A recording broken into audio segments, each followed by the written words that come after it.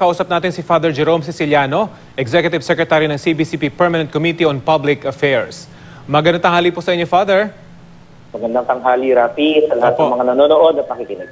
Unang-una po, ano pong reaksyon ng CBCP dito po sa bagong birada ng Pangulo sa Simbahang Katolika at sa isang bishop ng simbahan? Well, lilinawin ko lang, yung CBCP bilang kapulungan, wala naman tayong nakuhang reaksyon. Pero yung mga individual na obispo, nakita naman natin at napanood, napakinggan yung kanilang reaksyon. Unang-una na siyempre na nag-react dito ay si Bishop Ambo kasi mukhang siya naman din ang pinatatamaan talaga. So yung kabuuan, kapulungan mismo, wala naman din talagang malinaw na nandito. Wala naman din silang sinasabi pa. Sa palagay niyo po, ano kaya nag-trigger dito sa panibagong mga birada ng Pangulo laban sa simbahan? Malinaw naman, Rafi, na ang simbahan naman ay hindi naman din nagsasalita. Hindi naman din yan talagang pumupuna na. Medyo tahimik ka ngayon ng simbahan eh. Kaya kami mismo ay naguguluhan din kung bakit patuloy kaming pinupuntirya. Well, ayon doon sa report ni Ian, lalabas na kinakailangan niya daw na yugyugin, kinakailangan nilang guluhin. Kasi the country is in a doldrums. Yun ang sinabi niya. So, I don't know kung ano man ang motive niya, na lagi na lang niyang pinupuntirya, lagi na lang niyang binabanatan ang Katolikong simbahan.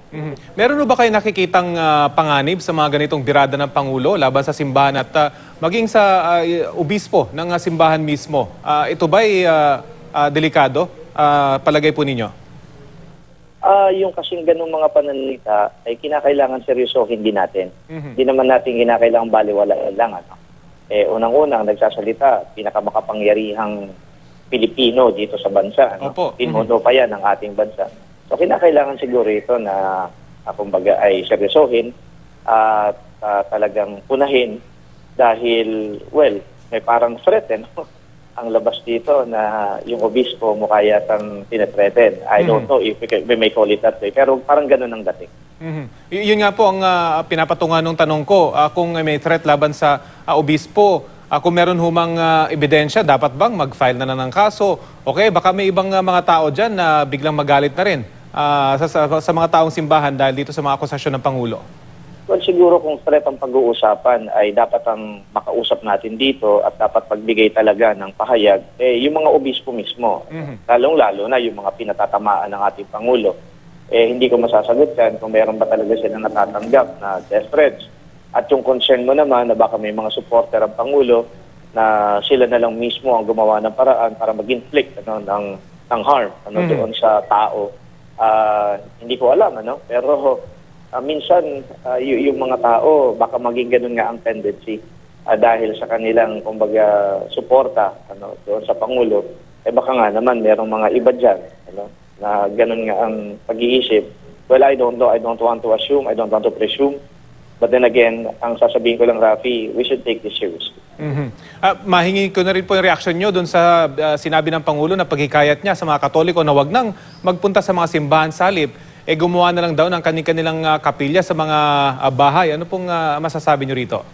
Well, ito ay hindi talaga reaksyon, kundi pagpapaliwanag na rin at pagtuturo sa taong bayan. Opo. Kung bakit. Unang-una, may mga lugar naman kasi na proper to every month's activities. Meron nga tayo na mga convention centers, mga restaurant, mga hotels, kung saan ang mga politiko andun sila nagkakaroon ng caucus, ng meeting, ng konferensya nila. So tingin nila, yun ang conducive para sa kanilang gawain. Well, ang simbahan naman, that is a place for worship. Ang simbahan ay bahay dalanginan yan. So kumbaga, kung mananalangin ka, pumunta ka ng simbahan. Pangalawa, na sinasabi niya na nagbabayad, nagbibigay, inoobliga. Well, kung ginagamit ng mga politiko yung mga restaurant and convention center sa kanilang caucus, meetings, actually, ang ginagamit nila dyan, public funds. Ang mga mananampalataya kapag pumunta ng simbahan, hindi nila inoobliga na magbigay, hindi sila inoobliga na magbigay. Actually, kapag nagbimisa nga, kapag umiikot na yung collection box, hindi yan yung tipong, ikaw hindi nagbigay, magbigay ka. Walang ganun So kung ayaw nilang magbigay, hindi sila magbibigay. Hindi naman yan pinipilit, hindi pinupwersa. So malinaw yan sa Katolikong simbahan. We do not force them to shell out something. Basta kung dumaan sa kanila yung collection box, it's up to you. If you give, it's okay. So we don't oblige them to pay for anything. Ngayon, sa usapin ng paglalagay naman ng kapilya sa loob ng simbahan, well, malinaw kasi yan sa batas din naman ng simbahan na kinakailangan protektahan mo yung sakramento. Ang pagtuturo ng simbahan, yung Eucharistia, yung sakramento, ang Diyos yan eh. So hindi mo yung pwedeng ilagay kung saan-saan lang. Kaya yung pinaka-safest, yung safest talagang lugar ay yung simbahan. Kung sa loob ng tahanan, sa loob ng bahay lalagay yan, yung danger of desecration is very likely. So kaya ang pananaw din ng simbahan, ilagay yan sa dapat na luklukan nito. Sa palagay niyo po ba, Father, sa mga pahayag na ito ng Pangulo, meron mga Katolikong maguguluhan, lalo na yung kanyang mga taga-suporta, dahil dito sa kanyang mga binabanggit laban sa simbahan?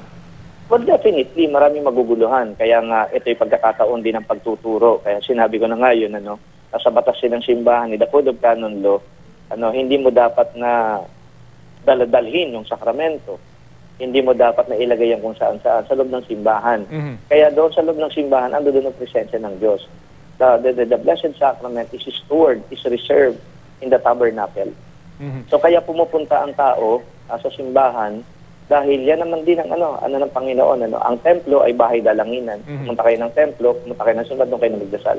Pero meron din na nagsasabi, nag-confuse na nga, sabi naman sa Biblia, go to your room, lock the door, and pray in secret. Well, that is different, Ang pinupuntuhan dito ng Panginoon, huwag mong ipangalandakan yung mga ginagawa mo, nagdadasal ka, because that's hypocrisy. At Father,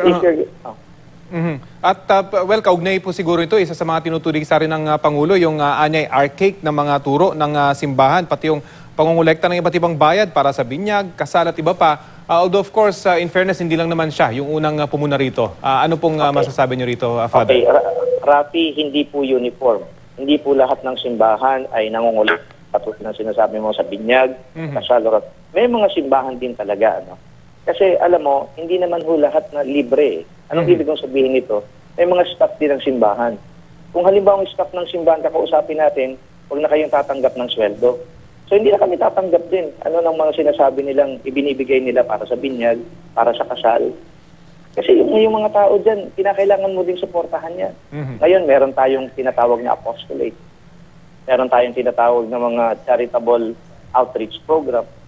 Saan mo kinukuha yan? Kinukuha mo rin naman yan doon, And besides, ito pa, paglilinaw, Rafi, kapag halimbawa ikay walang-wala, lapitan mo yung kura paroko mo at sabihin mo talaga na ikay walang-wala. Hindi ka magbabayad eh. Ang kura paroko mismo magsasabi it's okay. So kung talagang walang-wala, okay lang. Alam namin ng mga pari 'yon, So siguro may mga ilan na baka sobrang needs din ng parokya dahil nga merong obligasyon din sa ibang tao, Sabi ko sa inyo, yung staff, yung babayaran mo sa electric consumption, yung maintenance mo na ganito, saan mo kukunin 'yan? Wala namang ibang pinagkukuhanan ng simbahan kundi sa ganong mga maliliit na bagay. Isa pang punto, Rafi, hindi araw-araw ikaw ay nagpapabinyag. Siguro magpapabinyag ka once a year. Hindi araw-araw ikaw ay nagpapakasal. Siguro magpapakasal ka isang beses lang sa lifetime mo. So ano yung kinakailangan nila, halimbawa na ikagalit kung sakali man na merong mga simbahan na merong ganitong hinihingi. So I think kinakailangan din nilagay sa konteksto. Madali lang kasing mag-akusa ng ganun-ganon, But if we're going to go deeper into the matter, kikita natin, kaya naman pala ganun. But I'd like to emphasize that we Catholics, we do not impose anything on our parishioners. Okay. Malinaw yan. Sige po, at sana po ay maibalik ulit yung ugnayan ng palasyo at ng Simbahang Katoliko para sa continuing dialogue na tila naputol dahil dito sa mga pahayag ng Pangulo laban sa Simbahang Katolika. Maraming salamat po sa inyong oras na ibinahagi sa Balitang Hali. Maraming salamat din, Rafi. Salamat po si Father Jerome Siciliano, Executive Secretary, CBCP Permanent Committee on Public Affairs.